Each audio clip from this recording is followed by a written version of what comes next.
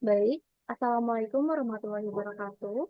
Perkenalkan kami dari kelompok 5 yang beranggotakan Saida, Andika, Zafira, Dias, Nanda, Sheni, dan Fikran. Kami akan mempresentasikan mengenai aplikasi dari gas kromatografi mass spektrometri atau GCMS berdasarkan jurnal aplikasi pembedah tanah terhadap kandungan citronella strehwangi dan karakterisasi kandungan kimia minyak atsiri menggunakan GCMS. Boleh next?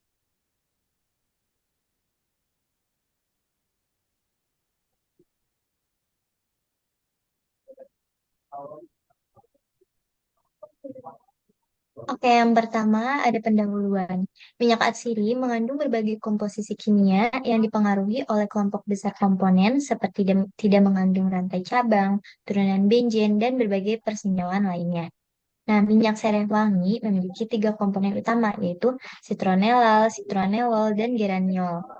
Komposisi ini bervariasi, tetapi kadar geraniol yang tinggi biasanya menyebabkan kadar citronellal yang tinggi juga.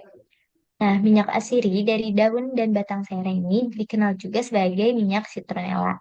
Kualitasnya ditentukan oleh kemurnian serta kandungan citronella dan geraniol di dalamnya.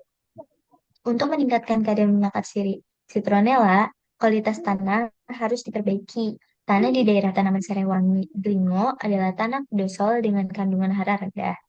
Berdasarkan dari penelitian dari ini pada tahun 2022 menunjukkan bahwa pemberian pupuk NPK dan mikrorija tidak berpengaruh pada variabel pengamatan di tanah pedus.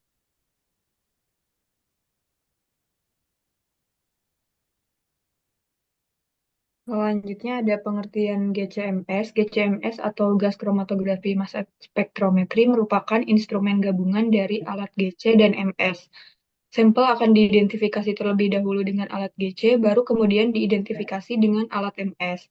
GC dan MS digunakan untuk memisahkan dan mengidentifikasi komponen-komponen campuran yang bersifat volatil, sehingga GCMS dapat digunakan untuk mengarakterisasi minyak atsiri. GCMS dapat mengukur jenis dan kandungan senyawa dalam sampel, baik secara kuantitatif maupun kualitatif. Next.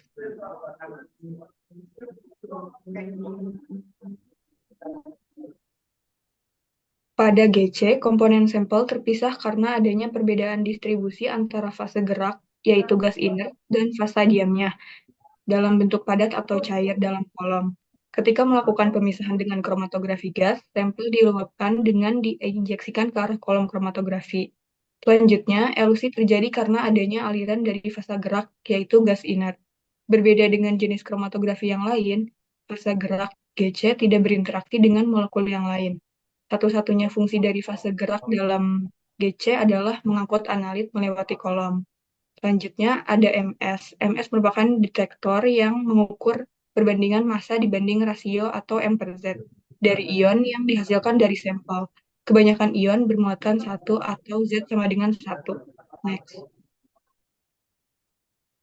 Selanjutnya ialah fungsi GCMS pada penelitian yang dibahas, yakni yang pertama mengkarakterisasi minyak murni hasil pemisahan untuk menentukan tingkat kemurnian dan komponen kimia penyusunnya.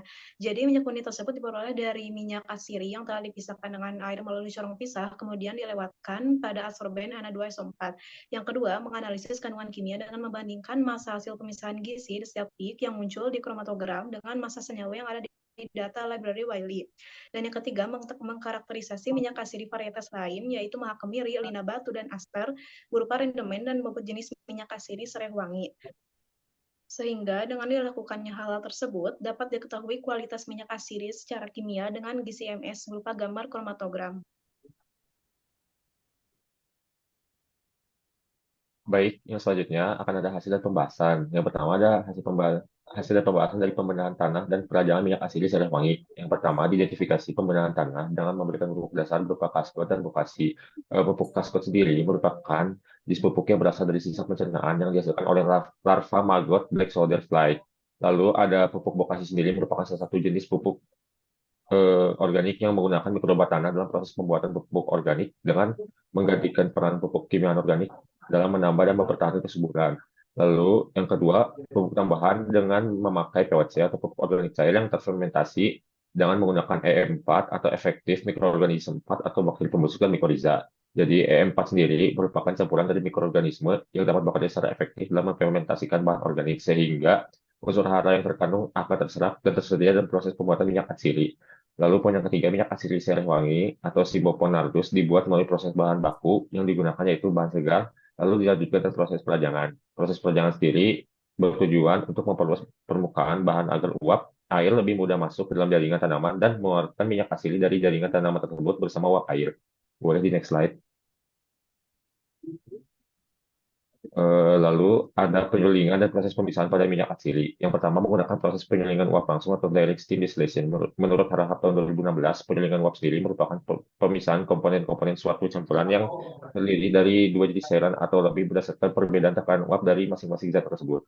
Lalu yang kedua, pemisahan menggunakan corong pisah akan menghasilkan dua lapisan, yaitu lapisan air yang berada di lapisan bawah, serta minyak atsiri yang berada di lapisan atas.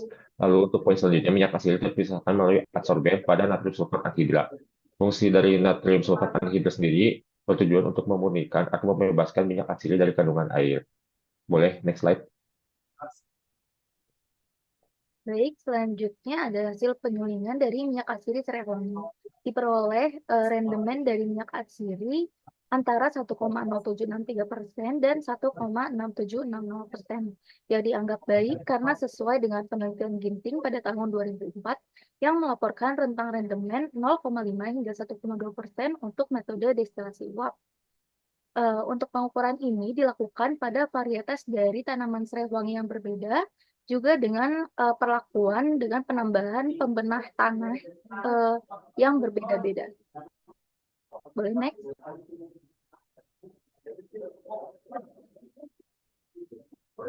Selanjutnya ada hasil karakterisasi dari GC-MS. Untuk kromatografi gas atau GC itu fungsinya untuk memecah molekul menjadi komponen-komponennya untuk menentukan kemurnian senyawa dari minyak atsiri serai wangi tadi. Lalu spektrometri massa fungsinya untuk mengukur massa masing-masing komponen yang telah terpisah sehingga dapat diketahui rumus molekul dari komponen kimia dalam minyak atsiri serai wangi.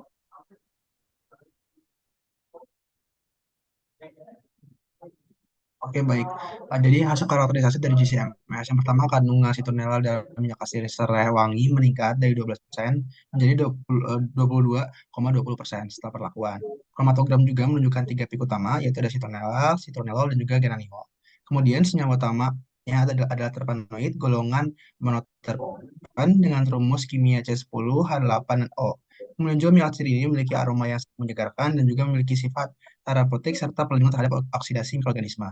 Kemudian juga penggunaan bahan pembenah tanah organik dapat menurunkan biaya produksi hingga 40% dan meningkatkan pendapatan berkat kadar citronella yang tinggi. Ada dari kandungan citronella sebelum perlakuan dan juga kandungan citronella setelah perlakuan. Ada pik-piknya ya teman-teman. Oke, next.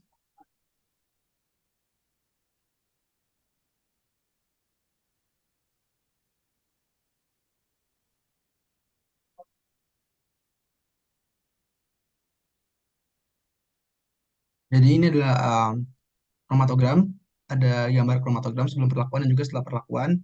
Ada juga ada gambar dari komponen-komponen utama dalam minyak atsiri serai wangi, dan juga dapat dilihat dari tabel 4 dan 5, peluang pendapatan terbesarnya adalah pada jenis tanah batu dari varietasnya dan juga didukung dengan uji hasil rendemen dan kandungan citronella juga bahwa jenis tanah batu berpeluang sebagai tanaman yang mampu menghasilkan pendapatan tinggi. Selain itu didukung juga adanya faktor pemberian tanah yang bisa diperoleh dari lingkungan sekitar yang merupakan bahan organik. Dan lihat dari tabel 4, kalau misalnya setiap varietas memiliki kenaikan yang berbeda-beda. Yang pertama dari Mahakimiri itu kenaikan 13%, Lina Batu 100%, Astor dan juga Astor 46,67%. Dan juga pendapatan berdasarkan rendemen ya dari Mahakimiri itu 5,77%, Lina Batu 66,67%, dan juga Astor 67,27%. Next.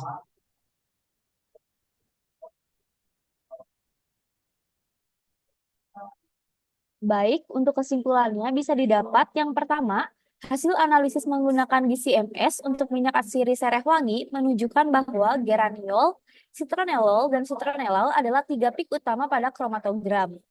Kedua, berdasarkan Berdasarkan hasil gizi MS, dari ketiga perlakuan, maka faktor pembenah tanah yang efektif dalam meningkatkan rendemen adalah campuran PGPR, pupuk dasar, dan kasgot. Yang ketiga, dari analisis ekonomi, faktor pembenah tanah yang mampu menaikkan penerimaan, baik dari segi kandungan citronella, adalah pada varietas Lena Batu.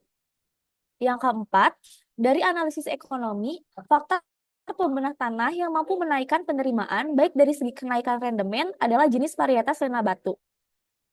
Yang kelima, hasil terbaik faktor pembenah tanah yang direkomendasikan adalah dengan menggunakan PGPR, pupuk kotoran ternak, dan kasgot, karena mempunyai nilai ekonomi tinggi dan biaya yang rendah. Dan dapat disimpulkan juga, instrumen GCMS dapat digunakan untuk mengkarakterisasi kandungan senyawa dari minyak atsiri sereh wangi.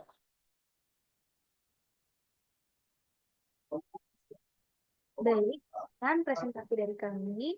Mohon maaf bila ada kekurangan. Terima kasih. Wassalamualaikum warahmatullahi wabarakatuh.